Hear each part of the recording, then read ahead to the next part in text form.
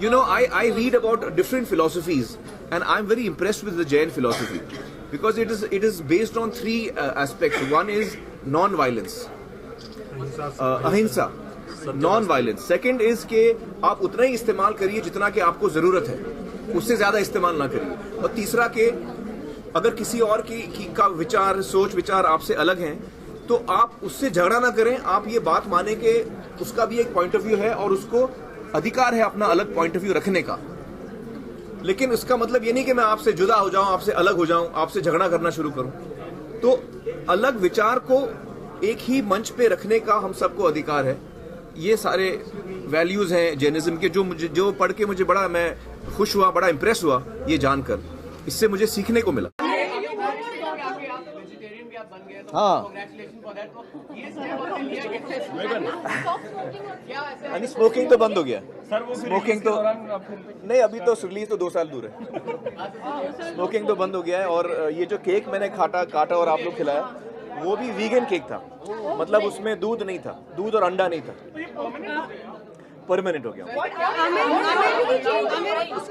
उसकी वजह ये है कि किरण जी ने मुझे ये एक वीडियो दिखाया यूट्यूब पर, जिसमें basically good habits, good health की बातें, एक डॉक्टर है अमेरिका में, वो लेक्चर दे रहे थे खाने के बारे में, और खाने का जो रिश्ता होता है आपके जिस्म से, अलग अलग बीमारियों से, आप किस तरह हेल्दी खाना खा सकते हैं, नॉन वेज से क्या तकलीफ हो सकती है आपको, वेज से क्या होता है और वीगन से क्या होता है.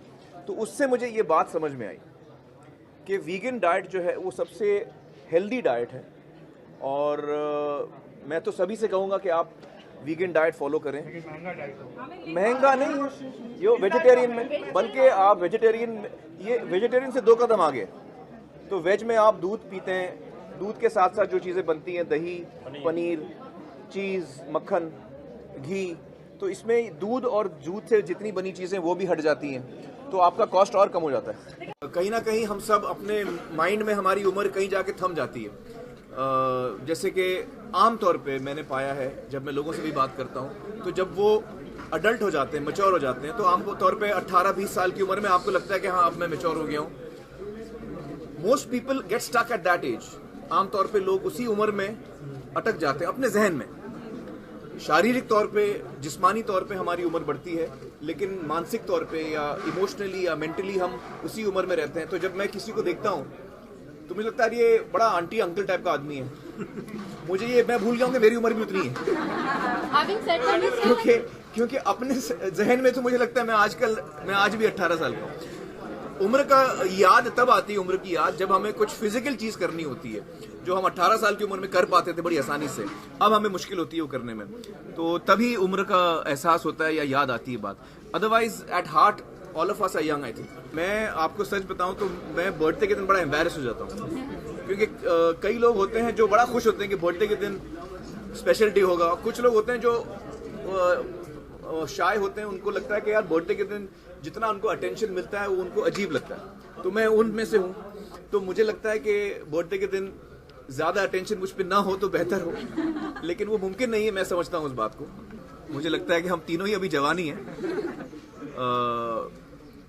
आई थिंक हम तीनों की एज 65 में हम बॉर्न है, तो हम तीनों एक ही साल में 50 हो रहे हैं. लेकिन मुझे लगता नहीं कि हम लोग 18-20 के ऊपर अभी पहुंचे हैं. मुझे लगता है कि फेलियर जो है वो बहुत जरूरी एक जरूरी क्या कहते हैं, स्टेपिंग स्टोन है सक्सेस के लिए. मेरे करियर की शुरुआत में मैंने कई मौके ऐसे फेस किए हैं जहां मेरी फिल्में कामयाब नहीं हुई, जहां मैंने अच्छा काम भी नहीं किया, बुरा काम किया मैंने. कभी चॉइसेस गलत हुए, लेकिन वही चीजें जो मेरी गलतियां थी, जो मेरे फेलियर्स थे, सबसे ज्यादा सीख मुझे उन्हीं से मिली है. तो आज मैं जो कुछ भी हूं वो ना सिर्फ मेरी कामयाबियों की वजह से, लेकिन मेरी फेलियर्स की वजह से, क्योंकि फेलियर्स ने मुझे सिखाया है कि मुझे क्या नहीं करना चाहिए, और फेलियर्स ने मुझे सिखाया है कि मुझे क्या करना चाहिए. और वो जो सीख मिली है मुझे, उसका मुझे बड़ा लाभ हुआ है आज तक. मेरी बर्थडे मेमोरीज ये हैं कि चूंकि मेरी सालगिरह 14 मार्च को है, तो आमतौर पे उस वक्त एग्जाम हुआ करते थे. तो मेरी बर्थडे हमेशा पोस्टपोन होती थी कि अभी एग्जाम से बाद में कर लेंगे। जब मैं छोटा था तो मुझे पतंगों का बड़ा शौक था, तो मुझे याद है एक दफ़ा मुझे चरखा, मांझा और पतंगें मिली थी बर्थडे पे, तो मुझे बहुत अच्छा लगा था। If you are strict about it, अगर आप डिसिप्लिन हैं तो हर चीज़ मुमकिन है।